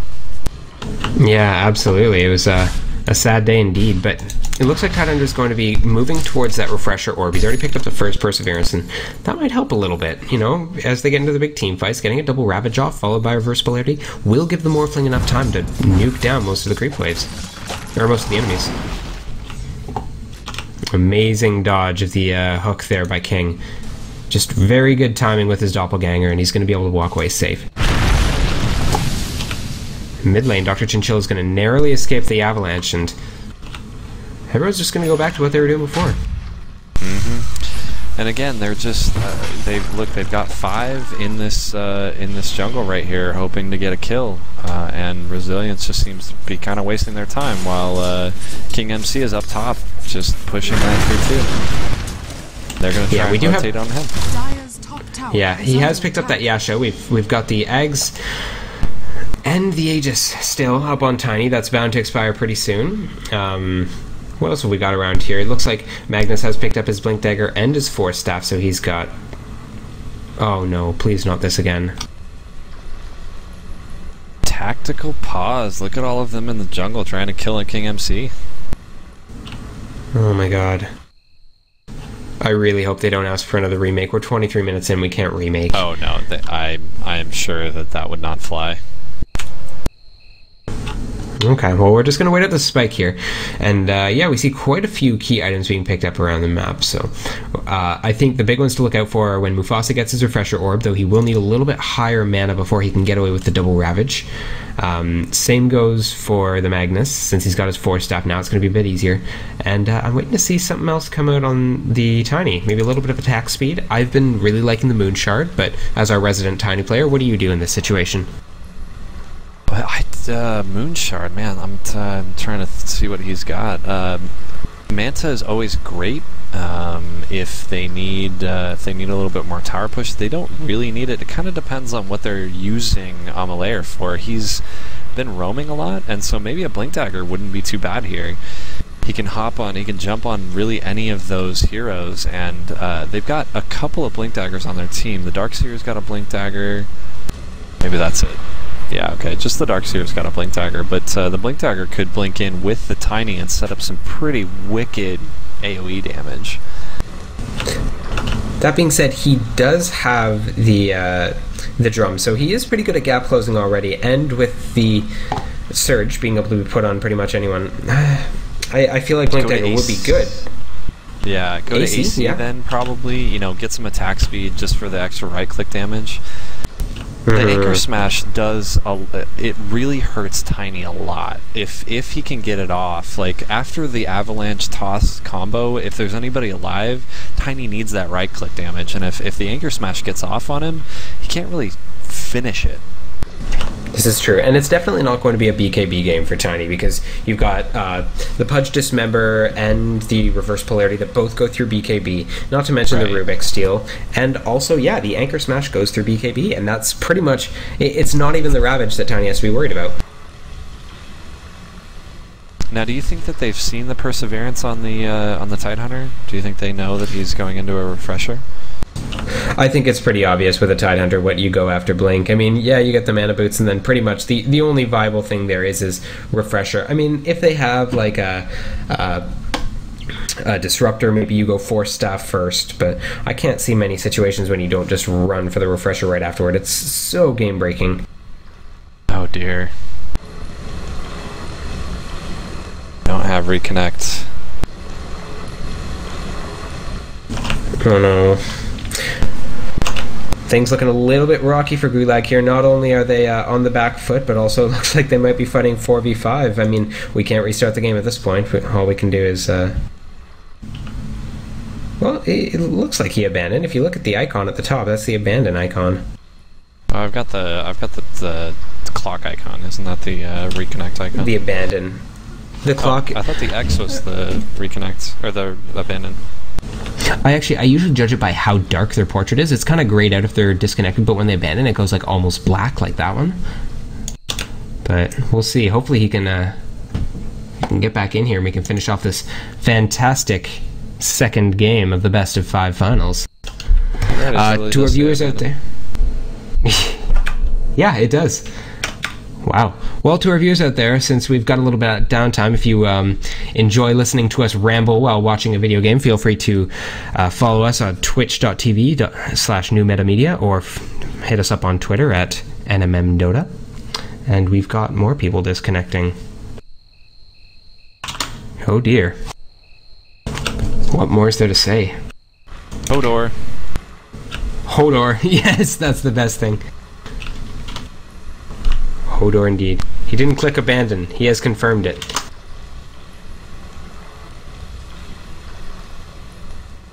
I don't know, maybe it's a little bit different with lobbies. If you close down Dota, you lose your connection. Oh. Sorry, Chinchilla, I meant no offense. Just doing what I do as a caster, which is point out the obvious. We're excellent at that.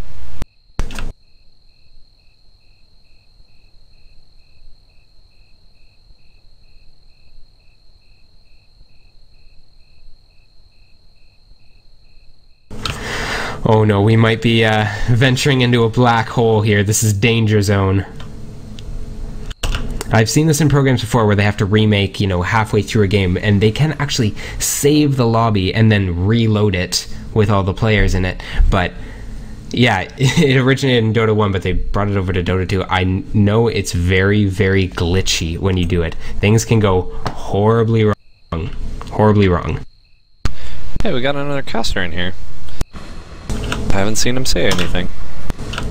Bouncy Tofu? Maybe I guess I will do some useful thing here and look it up. Alright, well, I guess while we figure this out, I don't know whether or not to keep talking your guys' ears off, but things are looking pretty good for FG if they can get the Tidehunter back in. I mean, yeah, they don't have the damage, but Mufasa just getting so close to that refresher orb, I think it could be really helpful. But ultimately, if this game goes late enough, I don't think there's going to be much they're going to be able to do against Resilience.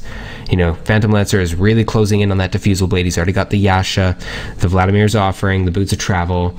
He's going to turn into quite the beast late game, and I don't know if, especially someone like Rubik, is going to be able to do much about it. If Tidehunter doesn't get the jump on the Phantom Lancer and he gets all of his mana drained, that's going to be a lost team fight. Meanwhile, they also have the Tiny for late game carry. Aegis, Aghanim's Refresher, Drum of Endurance, probably going to be working on. Let's check the courier here, nothing.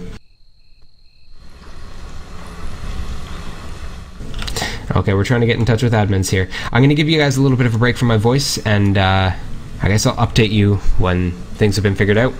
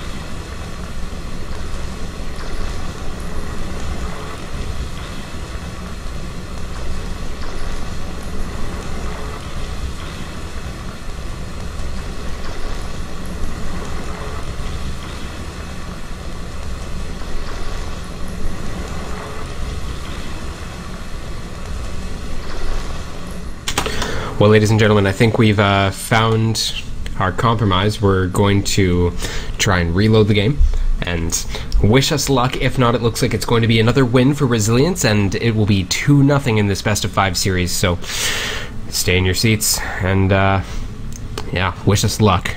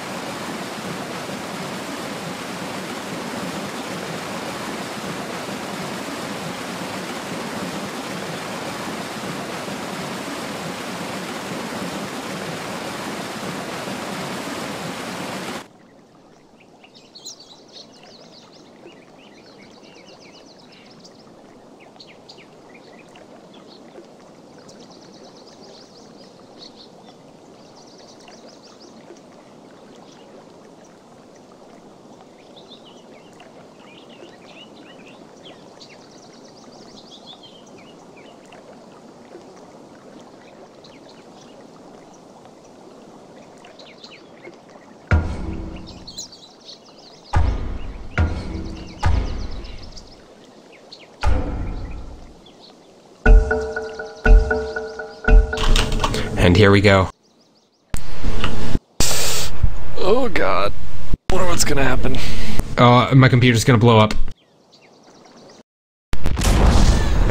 Oh!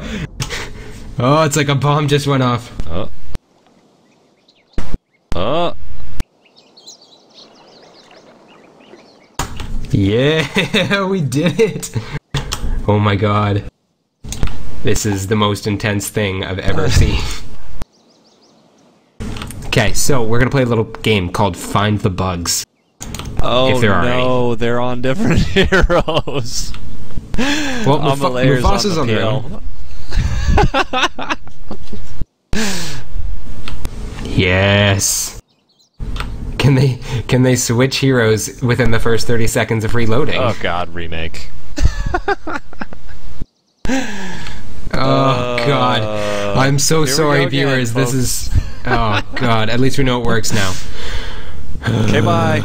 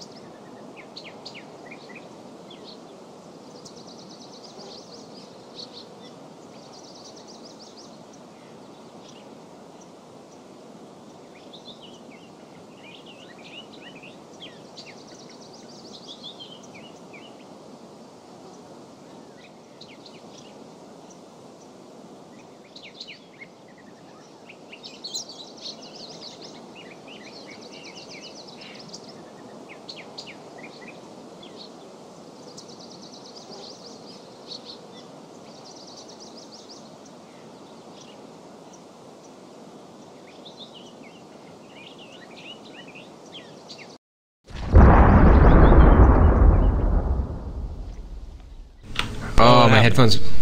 I don't know. Tiny just picked up the Aegis. Picked up the Aegis.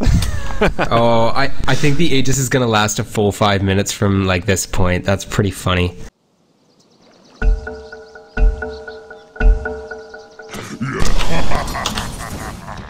Take 3, folks. He's got the... Top tower is under attack. So Amalair has the Star Ladder Ags upgrade. That's pretty exciting. Big red Oh, stick. yeah. Beating people with a giant ruby? I mean, there's nothing like it, am I right? He should be popping that drums right now, though, even if it uses a charge. He needs to get the... Oh, he doesn't even need to. Now he just needs to throw the Darkseer at him. But oh, and then he denies the range creep. What a dick. Oh, King! He tries to TP away, but he actually draws out the Ravage and the reverse polarity from Rallycat. Oh my god. You know, yeah, sure, they got the Phantom Lancer, but that was space created if I've ever seen it. They have no team fight for the next 2 minutes. And they're just gonna slow siege mid.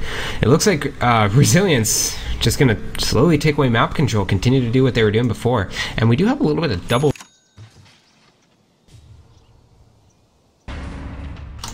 Are you still there? Yeah, I misplaced. But Tiny, he's gonna go in, and Mufasa's barely going to get out in time, but Miklagard, he's going to fall. Oh, he almost falls to the Techies right click, but blinks away just in time. Shiro going to get off the ultimate, but 7x7 is going to hook him right into the tier 3 tower range. Amalair's diving up high ground, tosses right onto 7x7, and he falls. Shiro going way too deep here, but everyone, oh my god, they're diving past tier 4s, and it's barely 25 minutes. Wow, this could end very poorly. Oh. And yeah, it looks like Mufasa is going to finish him off with an anchor smash, pops the Aegis.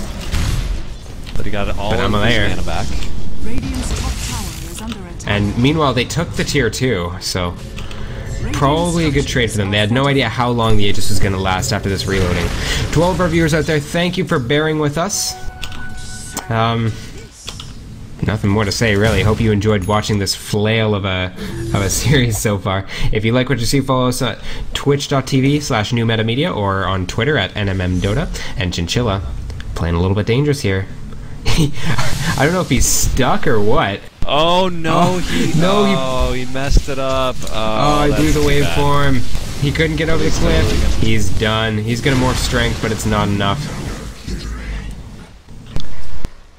Wow, I thought he was going to kill the Darkseer there. The Darkseer was stuck in between the Treant and the Morph. Yeah, absolutely. The Darkseer, it was looking pretty grim for him for a little bit, but nope. Looks like Mufasa's going to go right back to farming Ancients. He's getting close to his second Perseverance. That Refresher Orb going to be coming out probably in the next 10 minutes. Very excited to see it. Rubik's going to steal... Yeah, this is true. Rubik stole remote mines as well, which is one of my favorite things to steal is Rubik. Almost as good as landmines, because landmines don't expire, even after you steal something else. And the split push continues. Now, talk to me about this game so far, just in very broad terms, DJ Sneak. What's it looking like right now? I've lost my focus, if I'm honest. Alright, so... Me too. Techies had to... If you didn't catch that, Techies had to relay all of his bombs after the reload. And he only put up a little bit of a stink about it. So there were a whole bunch of mines in the jungle here, and I don't know why I'm triple line drawing, but whatever. And so he had to relay them. So he decided to put them in the mid lane. Yeah, I mean, it definitely looks really, really good for resilience. Again, the scorecard looks skewed because the Techies has blown himself up a few times. Yeah, absolutely. And one thing else that I'm noticing, maybe another little glitch as the T2 falls up here, is that even though there were no other heroes around and there were no sentries, Treant was getting attacked when he was invis by all the creeps. So there could be some invisible sentries. Yeah, there probably are. Remember, they had tons of sentries right here, and like right here, trying to kill him the 2 times that that Mufasa and the Pudge came up. So one thing, if you look at the scorecard, the interesting thing to note is that Mufasa has the most kills on the team by a lot. He's 5-0, so he hasn't died. And we just saw PL die to Rubik's bombs, which is kind of tragic. Oh, I just love it. Yeah, Mufasa is pretty much a walking bag of gold right now, so that's very dangerous being the initiator, having that much of a bounty on your face. Because he's the one jumping in there. He's going to get focused down. Even if he gets off the Ravage, you know, it could be pretty dangerous. But he's been playing really well, and Mufasa, very, very strong player in general. Rallycat going to get the deny on the tier 2. Nice deny on Rallycat, yeah. Yeah, like getting the shockwave off to distract all the creeps was a really good play. And, yeah. Looks like Shiro's just getting at Chinchilla in the jungle here, and we might see a little bit of a rotation in Techies waiting in the sidelines. And here comes Amalair. Now, I don't know how they have vision up here. Maybe there's more invisible wards. We will never know.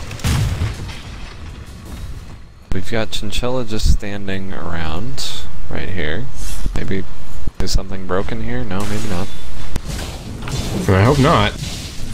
Enough has gone wrong in this game already. So Tiny picks up the Hyperstone. This could be a Moonshard, this could be a Mjolnir, this could be an AC. Either way. I'm predicting it's an AC. I think that if...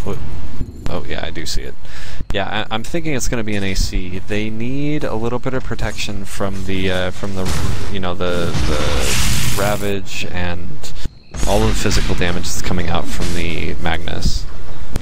This is true, but both Magnus and Tidehunter are largely magical damage, so I don't think it would protect them that much. Even the Morphling, a very magic damage-oriented carry. I don't know. So, one thing, both Rallycat and Tidehunter have a ton of gold right now. What are they going to do with it? I'm thinking they might be saving for buyback, because right now they've got all their T2 towers down. Resilience is ready to just siege these tier 3s, and they've got good split push. You know, they've got the Ion Shells to really push the creep waves forward. They've got PL, and I don't even need to talk about Tiny. One false move, that could spell game. So definitely going to be saving for buyback, which is going to hinder their ability to buy items. Yeah. It's scary having that much gold. I know I don't like having that much gold because it's like I could lose it at any moment. Yeah, exactly. You really have to have your quick buy down to a science, so the minute you get into trouble, you're just buying shit. Unless you are saving for buyback, in which case, well, God help you. So this is an interesting bomb spot. It is not a spot that... Oh, we've got to disconnect. So it's not a bomb spot that you see or walk through very often, and maybe he's just... he's waiting to bait, I guess. The Pudge... You know... Go ahead. Yeah. Well, I was going to say, you know, you'd walk through there more than you think, especially when you're trying to juke. It's a great juke spot, and it's impossible to get rid of those mines unless you have either a Coddle or a Night Stalker with Aghanim Scepter. But I see what you mean. It's peculiar and it's very niche. Well, and the Pudge right here almost walked on them. Like, came very, very close to walking on them. Oh, and Pudge is actually going to catch out Doge with a fantastic hook. Gets off the Dismember, and he's going to fall to everything that Gulag has. They are hungry for blood right now. So we were right about the Assault Cuirass. Tiny has it now. I don't know when he got it, but he apparently had a ton of money to spend on it. Yeah, no kidding. Just out of nowhere. Spontaneous Assault Cuirassitis. Rubik getting very close. Oh, he brings down Mufasa so close. That would have been such a huge kill streak, but doesn't quite finish the job. Left with just under 200 health. I don't know, it looks like they might be pinging out some of these techies' mines. I think there's invisible wards here that we can't see, but again, I guess we'll never know for sure. Oh, dangerous. Brave dropping his items to get his mana regen higher and almost dies. And Morphling is really going to be taking good care of these mines. But the Magnus dies to the uphill. Poor Magnus. Just not the greatest of times. And it looks like Miklagard may be looking to walk. Oh my god. Wow. Chinchilla. 7x7 just falling to the techies' mines, and I'm just waiting for someone to walk through this middle part here. This is going to be an easy Roche for Team Resilience. And high ground, really, if they want it. Roshan has fallen to the Radiant. Phantom Lancer sitting on those boots of travel, but he's going to stick. They might roam as 5 and just try and bum rush the base here. I didn't see the pickup on King MC on the diffusal. Was that recent? Yeah, I think that was very recent, actually. Okay, and it looks like he's going to be going into a Manta, which I think, I mean, once the Tiny, if the Tiny goes Manta and the I can't think of his name right now. Oh no, the Rubik mines, he's not gonna blow them! I can't believe it! He might be waiting for the perfect moment here, and he may find it, but it looks like Brave is going to fall. No, he's going to get the suicide off on 7x7, but Rallycat with a huge reverse polarity, and he's going to skewer everybody right outside of Shiro. King MC getting very low, and it looks like Aegis is going to be popped on Tiny Chinchilla, trying to do a little bit of right-click damage. Mufasa coming back in. He does not have that Refresher Orb yet, but he's still holding onto the Ravage. Wall goes down, and it looks like Shiko... Oh, he might barely live through this. He gets out. Wow. Radiant's bottom tower is under attack. You know, what's so interesting about these engagements is that Resilience is going really deep. They are taking tons of tier 4 damage. Like, the Tiny Amalayer took a ton of tier 4 damage and then just walked away from it. This is true, and they did pop the Aegis, so, you know, that was... They popped the Aegis, they got the PL. I think that was overall a very positive engagement for Gulag, and if they can keep taking things like that, you know, that just demonstrates how good Rallycat is at getting off these reverse polarities. And honestly, Mufasa didn't even blow the Ravage, so they didn't even bite at their full potential there. I'm very surprised that, yeah, Resilience got so aggressive. Oh, and we see the tree eggs going to work. They're starting to get vision up everywhere. You know, this is a great situation to do this when you have so much map control that you can just walk around and pick your spots. What?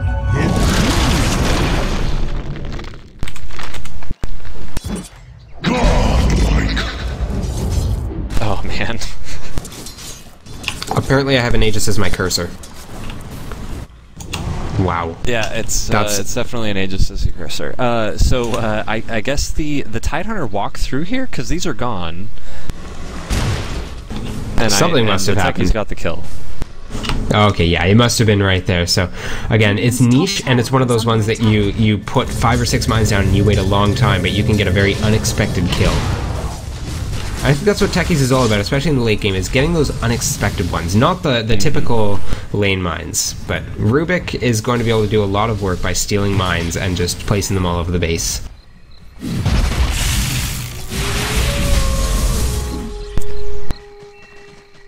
Did Rubik... Oh, okay, there it goes. I was gonna say, did Rubik steal the sign? Because there was a sign right here. I don't know if he can steal this. Oh, yeah, I guess if he has an Aghanim Scepter, he's prone. Well, the sign comes as an ability on Techies, so I guess potentially the Rubik could just get the sign, which would be the worst steal of all time. Yeah, well, you'd place it, it would last 3 minutes, and then you just go grab something else. Maybe you could fake out the other team with it, next level mind game style. Yeah. Yeah, as for right now, MC getting really close to finishing off that Manta style. I think he's just a couple hundred gold away now. He's picked up the ultimate orb, and yeah, they're just taking this really slow, and I think they can afford to do that, because the longer this game goes, the more farm they get on the PL and the Tiny, I think the less chance Gulag has of being able to stop a high ground push. Yeah, and they have a tremendous amount of defense, tower defense, because they've got Treant to heal the towers, and they've got the Techies to bomb them to the moon, right? So unless there's a really good vision strategy by FG, I'm not sure that they can come out of this. And Treant has his Ags now, so they've got vision everywhere. Absolutely. I don't even think those trees ever expire. I think they last forever until they're cut down, so potentially they could just get vision all over the map. We did just have we just had Rubik drop a Gem of True Sight into their base, so maybe they're looking to use that soon.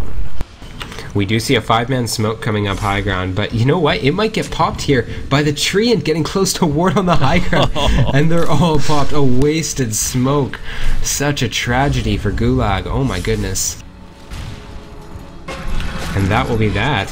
It looks like Shiro's going to be the victim of a poor hook, and 7x7 is just going to get nuked down by this lifesteal. But Rallycat gets off a really good reverse polarity.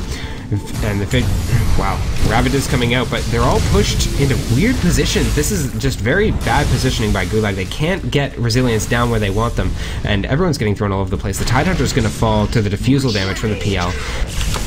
And Doge, being able to run around and get free ion shell damage is just doing so much work, and that's a 3 for 0. Tiny's just going to sit here and wail on this tower, and this is going to be easily a lane of Rax. So one thing about that engagement, it looks like the Ravage actually, they will, like, the Magnus was waiting for the Ravage to come out so that he could get more heroes in it, perhaps? I'm not too sure what was going on. He waited too long, and it just ruined it. Yeah, absolutely. If he had skewered up to high ground right away and then followed up with the Ravage, I think it would have been a very different engagement. But as it stands, 2 lanes of Rax, looking to possibly even take a third, and this is going to be a pretty quick GG coming out from Friendship Gulag. And this 40-minute game that has probably gone on for at least an hour. Yeah, going to be done pretty comparable. They do catch out the Treant. And see, I'm wondering how they had vision of him here, because nobody has a gem that I can see, and there's no sentries popped down. The Pudge has a gem. Oh, does he? So I must have missed that one. He hooked the tree in and then grabbed him. So it might have been a lucky hook. I didn't see how the hook actually happened. But the hooks are actually making a big difference right now.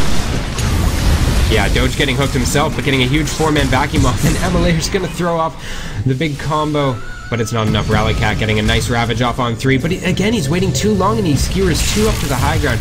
King's just gonna TP out, and Brave might escape with his life here.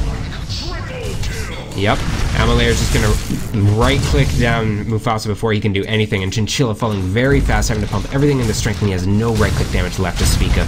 Emilator is free to take this last lane of racks. Brave, very good work with the 4-staff, narrowly avoiding the Magnus shockwave, and he will live as well. That's mega creeps for resilience, and that's the GG called. Yeah, and that last skewer from the Magnus, he might have been waiting for the BKB to fall on the Tiny before he did the skewer, and decided, okay, I can't do it, so I'm gonna push up everybody else. Yeah. Wow. Now, I believe this is a best of 5. Correct me if I'm wrong, right? I thought it was, but it looks like they're claiming... we might... Everybody left. So thanks, viewers. Oh, wow. Coming out. Yeah, thanks. Oh, okay. Well, I guess they agreed upon a best of 3. So yes, indeed. Thank you, everyone. If you've liked what you've seen here, despite the fact that it was very flaily, please feel free to follow us on twitch.tv/newmetamedia and on Twitter at NMMDota. My name is Vivi. And I'm DJ Sneak. And I had a great time. Yes, you did. It was a fantastic time. I'm going to go pass out and wake up and go back to work. Thank you, everybody. Have a great night.